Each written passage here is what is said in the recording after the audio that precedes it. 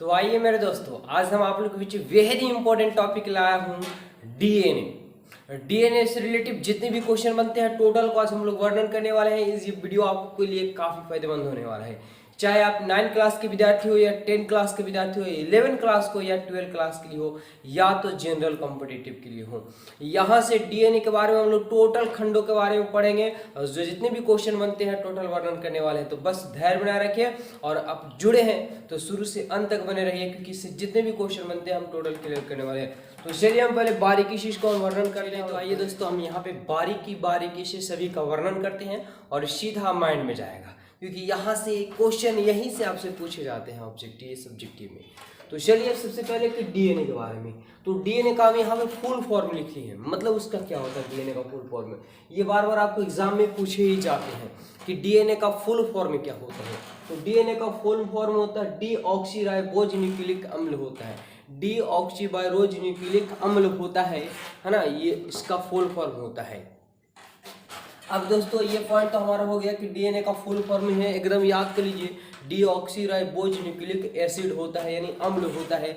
चलिए दूसरा पॉइंट है जो समझेंगे हम लोग बारीकी से टोटल। अभी तो ये स्टार्ट है, अभी पूरा वर्णन इसके बारे में बाकी है।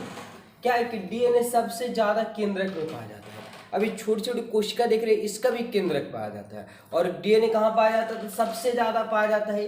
आपसे सवाल पूछ सकता है कि डीएनए सबसे ज्यादा कहाँ पाया जाता है? तो डीएनए सबसे ज्यादा केंद्रक में पाया जाता है, ठीक है, केंद्रक में पाया जाता है। दूसरा पॉइंट, उसके बाद माइटोकॉन्ड्रिया में पाया जाता है।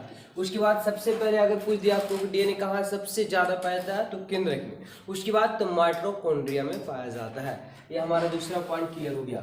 अगला है कि सभी मनुष्यों में 90% डीएनए मैच कर जाता है। अब ये मैच क्या होता है? हम लोग तो सुने कि डीएनए सबका अलग अलग होता है। हाँ सही सुने, तभी तो हम लोग मनुष्य जो होते हैं जिसके 2 हाथ होते हैं, सभी का, आपका भी 2 हाथ होगा, मेरा भी 2 है, चेहरा सबका एक जैसा होगा, लेकिन सब गुणों में क्या फर्क हो जाता है। तो समझे टोटल चीज, जैसे 2 हाथ है, 2 पैर है, 2 आंख है, 2 कान है, सभी का मिल रहा है, मतलब 90% तक क्या हो जाता है, मैच कर जाता है। लेकिन इसमें कि 10% मैच नहीं करता है। वही जो आपका चेहरा जो है दूसरे व्यक्तियों से चेहरा नहीं मिल पाता है, इसी कारण से 10% के कारण नहीं मिल पाता। बाकी 90% आप मनुष्य हैं, वो भी मनुष्य, आपका भाई भी मनुष्य, सब कैसा रहते हैं, सब मनुष्य की तरह रहते हैं, लेकिन सबका चेहरा थोड़ा क्या रहता है, भिन्न रहता है। किसकी वजह से? तो इसे 10% की वजह से।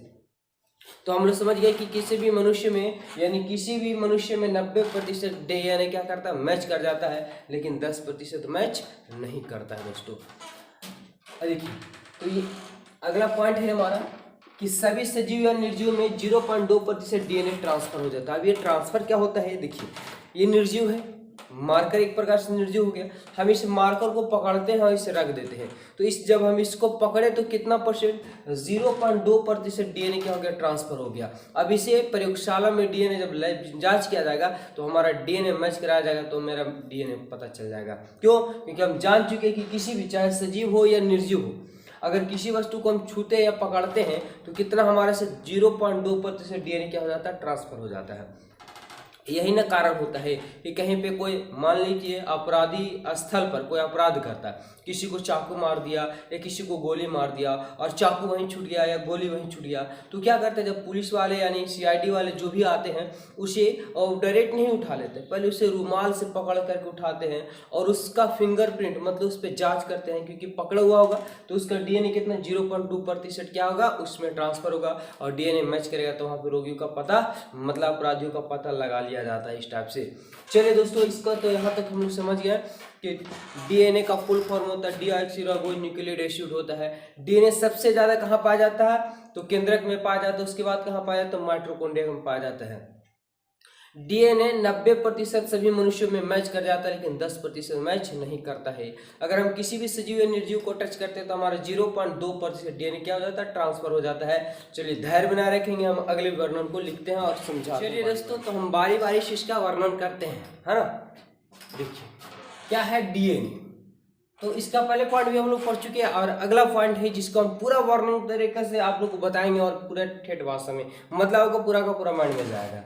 सवाल ही क्या है यहाँ पे, ये देखिए कि डीएनए का संरचना, और डीएनए का संरचना तो 1953 ईस्वी में सबसे पहले वाटसन एवं क्रिक, जिसे वाटसन क्रिक कहते हैं ना, वाटसन क्रिक ने दिया था। यह सवाल आपको एग्जाम में पूछा ही जाता है कि डीएनए का सबसे पहले संरचना किसने दिया, तो किसने दिया, वाटसन क्रिक ने दिया।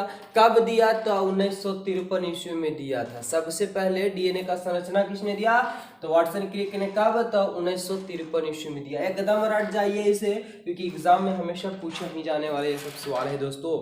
अब देखिए अगले पॉइंट हम चलते हैं कि डीएनए का संरचना द्विकुंडलित होता है। डीएनए का जो संरचना होता है कैसा होता है, द्विकुंडलित होता है। आप लोग देखे होंगे तो देखिए इस टाइप से होता है, द्विकुंडलित होता है। इस रूप से संरचना आते रहता है इसका, डीएनए का, है ना दोस्तों। तो हम लोग ये भी याद हो गया होगा कि डीएनए का संरचना कैसा होता है, तो द्विकुंडलित होता है। चलिए अगले पॉइंट पे चलते हैं। सवाल देखिए क्या बोले कि डीएनए में 4 प्रकार के क्षार पाए जाते हैं। डीएनए में कितने प्रकार के, तो 4 प्रकार के क्षार पाए जाते हैं। पहला एडेनिन, जिसे ए से सूचित किया जाता है।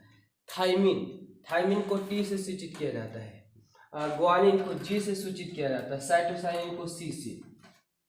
अब यहाँ पे है कि क्षार तो कोड पाए जाते हैं। डीएनए का कोड होगा जो कितने प्रकार के होते हैं, 4 प्रकार के, एडेनिन, थाइमिन, ग्वानिन और साइटोसिन पाया जाता है।